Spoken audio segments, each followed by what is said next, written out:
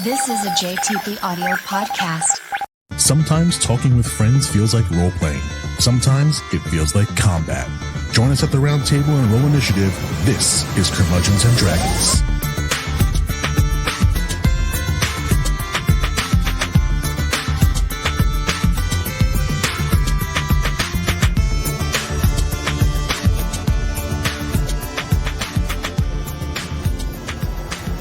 Guys, welcome back to Curmudgeons and Dragons. I'm Jason Portizo. I'm here with Josey Diaz. Hello. How's it going, doll? Oh, it's going. I think by the time anyone hears this, you might not live in this country anymore. We'll find out. We'll find out if you made it. Thank God. Right now, I'm filling out my visa. Nice. Where are you going? I'm going away from this place. Yes. So all her stalkers can now follow her elsewhere. Yeah. Come to my own private island where I'll be studying school things. That's where you're going for your master's, right? No. I'm a stupid bitch. Oh, you're going to finish up your... Nope. I'm going for another bachelor's degree. Oh, okay.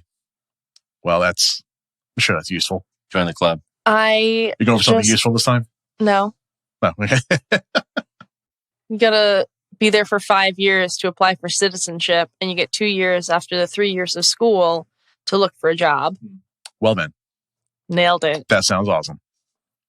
Jack O'Connell's here. That's me. In his own house. Yeah, we're here. We're in Jack's house. Invading my private space. This is my crystal temple, dude. My fortress of solitude. Your humble abode. It is my humble abode. It's my little gem of a place. Well, thanks for having us over. You're welcome. And letting me drink your beer. Yeah, well, having you here, man, I didn't have to go anywhere, so it's really ideal. Yeah. Yeah. Yeah, we drove the hours, so you don't have to go anywhere. Yeah. I slept till noon, so. I think you both slept till noon. It's a good day. At least. Yeah. We are doing RPG Horror Stories once again, volume 5, I believe this is. Doing it. I love doing these things. These are a ton of fun. I like when other people's games go worse than mine, so I can feel better about my games. Anytime that you can feel better about yourself because someone else's life is crappy is always good. Yeah, I feel like that was you said that like accusatory, but it's really just true. I mean it's just true.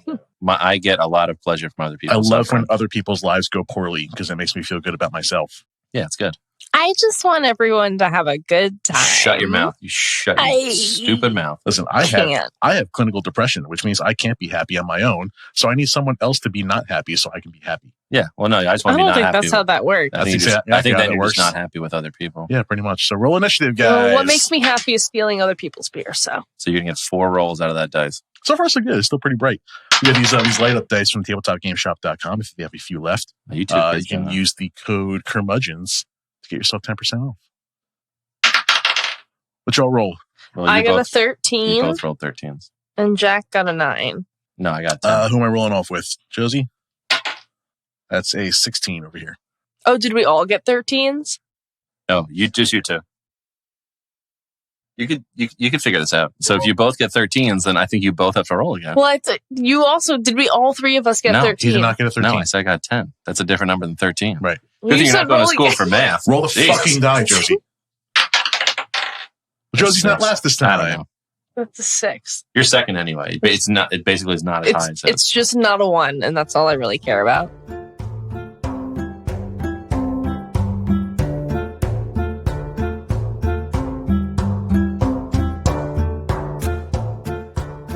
All right. I'll kick this off again. This story is the player streams my game without telling anyone. Oh. I saw this. Oh, no. This is, I'm telling you right now, this is a close second pick for me. Oh, yeah. Yeah. Oh, dear. I've almost dealt with this. So, like, I can't wait to get an opinion on this. This story happened at the beginning of the year. I was running a relatively short 5e campaign with a group I'd canvassed together on Roll20. All of the group were very nice, including the streamer who was the problem player, until I discovered his secret. See, during our session 0.5, as I like to do them, Streamer was consistently talking about Critical Role and Adventure Zone and how he really wanted to DM and stream his own game one day. We were supportive and wished him all the best with it when he found a group for that. Over the next few weeks of playing, I found Streamer's behavior in games slowly changing, which I only made sense of in retrospect. He'd announce obvious things, almost like a commentator, asking me to repeat things more slowly or loudly, stating that he was having trouble with his headset even though no one else did, and would try to insert his character into literally every single scene or event even if he had nothing to do with it. I chalked this up to his playing style and asked him to pull back a couple times with the spotlight hog. This came to a head, however, when one of my players contacted me and showed me a link to the streamer's Twitch, where I found that he had been streaming the game for weeks without telling any of us or asking for permission, and was enjoying some mild popularity from it.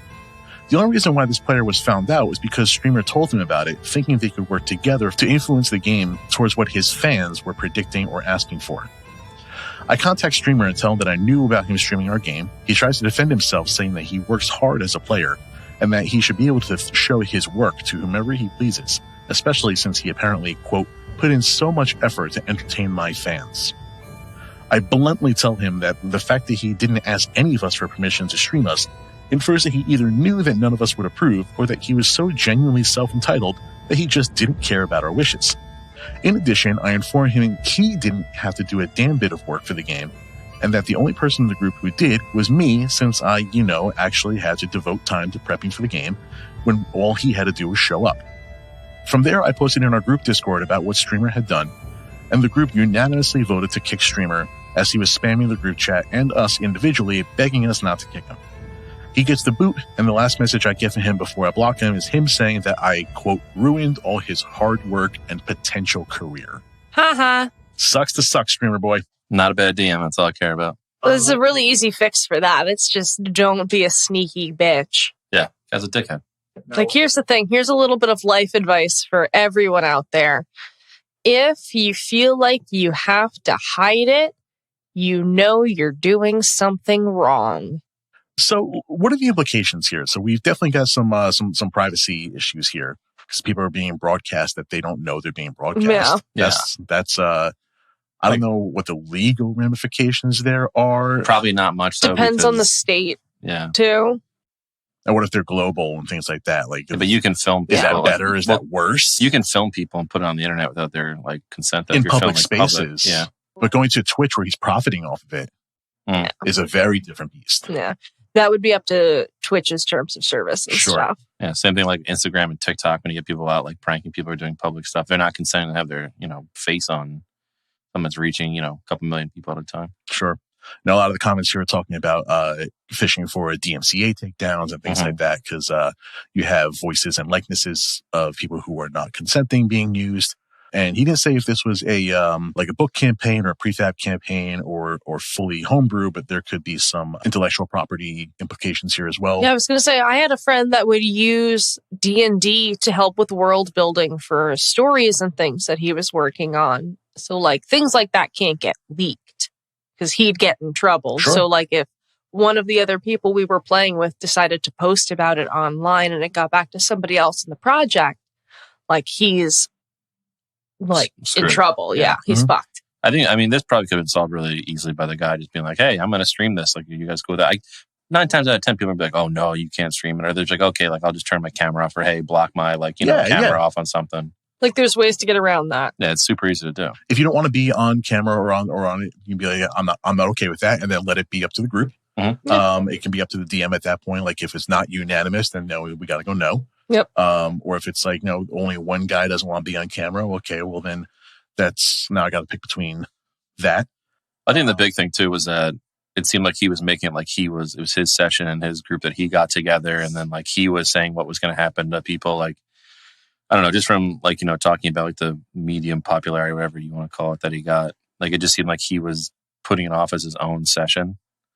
And especially once he like contacted someone to be like, hey, like, let's work together to influence a session. Then immediately I'm like, all right, you're just a dickhead. Like, you're just. I think even like having a stream of a session from a player's point of view is weird. You see it. Like, it's not like that odd of a thing. Really? Yeah. I mean, like, mostly you get it from the DM a lot. But it makes a lot of sense coming from DM. Yeah. It's their world and they're the one kind of like. Yeah, but you might be interested in like a character's backstory. Like, look, like, classic example is like group play. Because group play is a thing. Because you don't know, you could say you're streaming it, but like the stream itself is like, the point of view is still of you and the map and everything and the people and the cameras. They look at critical role. There's not, you're not looking at Matt Mercer's side. You're looking at like the overhead of everything, and everyone's gonna be able to see that anyway. But it's not centered around one character. It's still centered around the campaign as a whole. That's the thing. Like, and this guy's like framing this whole thing as his story, his adventure, right? Yeah, but from the point of view, though, I think it's still like he probably would have gotten more people to see it if he said like the story of X, like a group. But I think that they're still getting the overall arc of the story because he's not just like, using his audio and his point of view. He's still using like the DM and the party and stuff like that. Yeah, likely. One thing I thought was interesting here that is like making this not a completely black and white story for me is DM telling the streamer that he didn't have to do a damn bit of work and all he had to do was show up. No, that's not necessarily true. Do you as a DM agree with that? That I don't have to do any work and I just have to show up? No, that the DM does all the work and the players just show up. No, I think it's, I would players say... got to prep too. Like, you got to remember the shit that you were doing the session before. I honestly think it's a lot of 50-50. Like, in the beginning, obviously, the DM's making the world and all this stuff. Mm-hmm. But any good DM's pretty prepared. So, like, you're prepping stuff in the meantime. But when you show up, like, you could be a phenomenal DM, and if you have crappy people who are playing, it's still going to suck. Or you could be a crappy DM and people show up and, like, play outstanding characters. Like, it's a really big give and take. It's not, like, one-sided more than the other, I don't think. Yeah. Balance is key. I wanted to make sure I open this up with a shitty player story just for you, Jack. Thank you, because I'm fucking getting tired of the DM stories.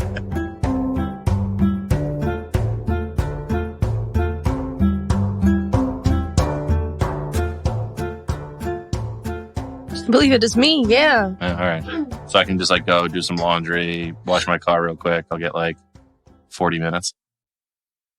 We found a story that was less than 30 minutes for her. I did the one that I wanted to do got vetoed. We made her call 2 audibles to find one. I mean, the first one you wanted to do was literally like you were scrolling through your thesis for your doctorate. It was insane. I've read it at a reasonable pace. And we still would have been here 20 minutes. That's fine. No. Trim the fat. That's what Papa's here for. Yeah. The 2 Papas vetoed it. All right. My story is my character is evil, so it's fine if I kill a party member. Agreed. Next story. The end. So I just left a D&D campaign where one of our members killed a party member. Last game they played a chaotic character, but the DM was strict, so it was bearable, and they mainly just insulted NPCs. We started a new game with a new DM who wanted to give us more freedom, and on our second meetup, they started a fight with another member. And tonight, while the same member was down after fighting a vampire, they stabbed them and said, "Revenge!" We buried our dead party member, and the DM asked us if we want to continue partying with the other member, and we all said no, and they should make a non-evil character.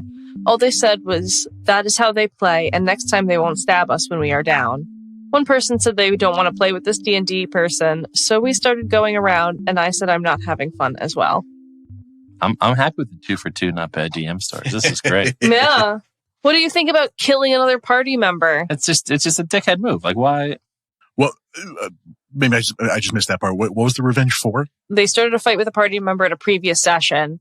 It doesn't give details about it. And then the next time they played, the character killed the person's player character. It's a revenge. It sounds like what happened was there was like a fight between party members. Okay. It didn't get resolved. And then like the guy took it too far and stabbed him while he was down and killed him. And gave the excuse that because he was evil, it was allowed.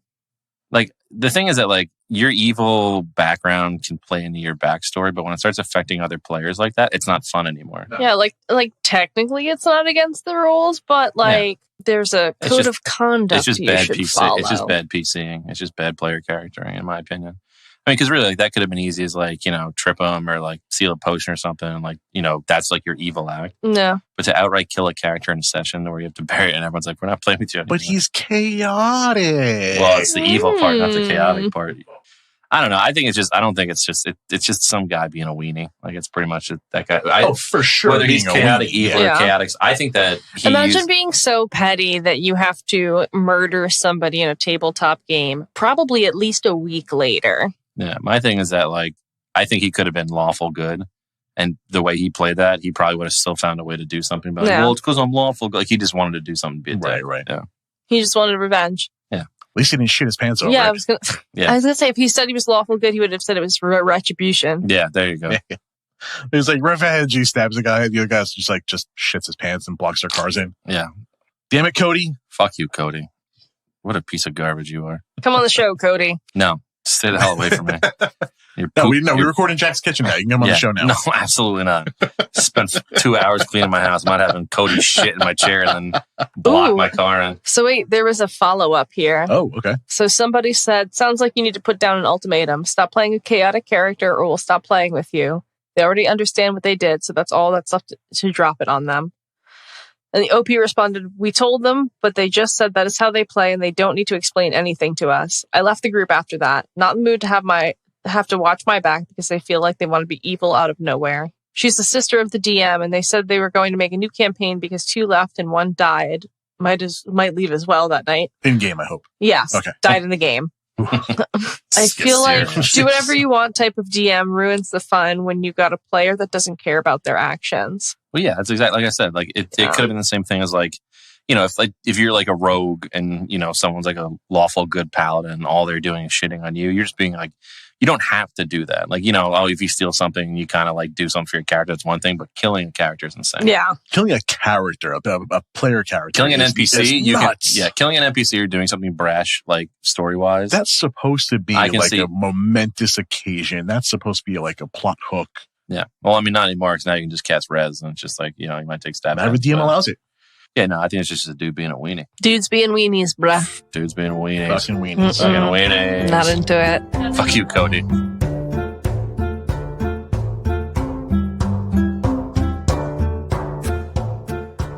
But yeah, I had a nice short one this week. Well, yeah, because we vetoed your first 2 theses that you... Listen! Just for all the listeners at home, because you can't see things, Josey had to go top to bottom on her Mac scroll pad at least 5 or 6 times to get to the bottom of one of these stories. She went, "It's not that long. It isn't. I'll read it quick." Long. Oh my God, it was brutal. We said no before you even got to the bottom of the story. That's how long it was. Jack, what you got for me? All right. I got a horror story that says, "No, you read my backstory." It's tagged not safe for work, but I read through it and it's not that bad, so it's okay. So, saw a post on here a while ago, reminded me if a DM I played with in college. He always wanted long and detailed backstories, basically a page per decade, minimum a paragraph per year lived. Basically Josey's horror story. He wanted... Yeah, but I don't have to write it, I just gotta read it. He wanted them, but he never used them in any way. We doubt he even read them. This coupled with his eagerness to try and kill us always made it feel like it was a waste of time. He also had the habit of trying to force us in an ERP for some reason. As you imagine, a table full of nerds hadn't exactly been making any home runs, but he alone boosted up having lost his V card. In fact, he never wanted us to forget. I decided I want to take him down a peg. In one of his new games, I rolled up a 50-year-old man. All my allies are 18 or so. We all submitted our essays the week before, and he said he read them. He congratulated us, inspired writing all around. So the adventure starts. We killed some goblins and head to a second town to collect our reward. Immediately upon entering the second town, some ladies of the night began offering us their services. DM announced he would need will saves all around. I didn't roll. DM says, "You're going to need to make a will save there, buddy, unless you want to spend your reward already." And I say, I think I should be immune to this will save. DM answers, "No, roll that dice. There's a line of customers already starting to gather behind you." I try to pull the DM aside and says, "Can I speak privately for a moment?" The DM goes, "Oh no, you're not going to try and sob story your way out of this. There's nothing you can tell me that's going to save you." Which I responded, "Okay, page 4, paragraph 3 of my backstory. My character's dick was bitten off by the lion whose fur I now wear." Awkward laughs and uneasy glances from the rest of the table. The DM and I stare coldly at one another and he starts to go red. "Fine," he says, "you can have a +10 to the save. Happy now?" Next fight, one of the other guys goes down and rolls up a new character. He submitted his 69-page essay of his elven wizard backstory to the DM next week. That's what finally allowed us to write shorter backstories. Incredible. The eunuch power move. Yeah, that's what I love though. Like you just basically said like fuck you. Like I'll write your backstory, but I don't got no dick. Yep. Like, that was your move. It was the old classic, classic no dick. Oh my God. Imagine like that's how you win every argument. It's like I'd say, all right, fine, I'll do it, but I don't have a dick. Yeah. It's like we can do something, but it's not. I'm not paying for it if I'm doing the work. That would get you out of every argument. Take the trash out. No, I don't have a dick. I'm not doing that. Hey guys, drive an hour to my house so you can a podcast. No, I don't have a dick. I don't. What do you want? I mean, yeah, that's exactly what you guys drove here for me. I like how that you guys had 2 non-bad DM stories and I gave you a bad DM story. We're all here for each other. Yeah, basically. I just like how this guy basically like played the system. I always like seeing like a good system play where you're like, okay, I'm going to do exactly what you asked me to do. Okay, fine. Especially when he's like, yeah, of course I read them. I read everything. This is part D&D horror stories and part malicious compliance. I like how the guy wrote a 69-page elven back like story for that's commitment to saying fuck you. Yeah. It's like, okay, I'm going to sit down. I'm in college. I'm not getting like laid, so I might as well write a 69-page elven wizard backstory. And then that's what made him write Page shorter 69, backstories. paragraph 420. Yeah. Fuck you. It just said, fuck you. Yeah, fuck you. Fuck you there, bud. I don't have a dick. Fuck you. I don't have a dick. Fuck you. Nah, I don't have a dick. I win. I read that and I really enjoyed it. I thought it was like really funny. That's great. Yeah, because it's a good system play.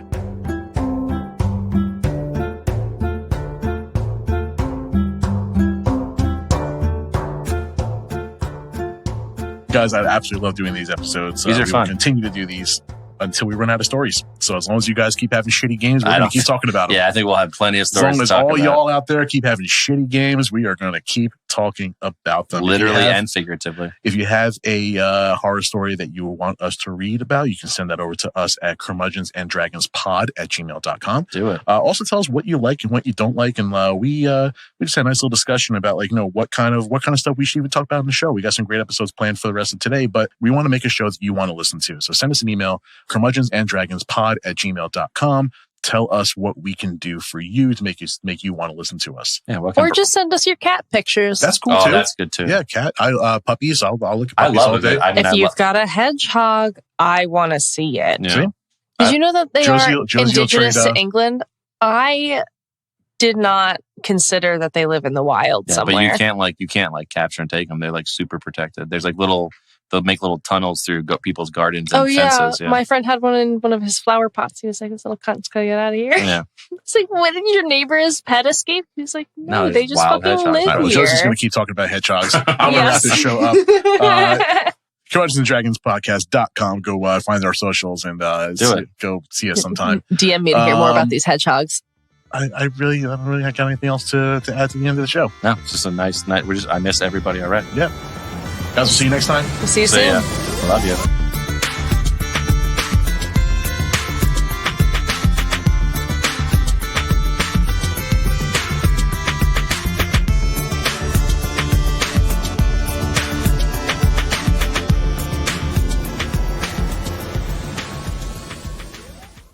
This has been a JTP Audio podcast. Thanks for listening.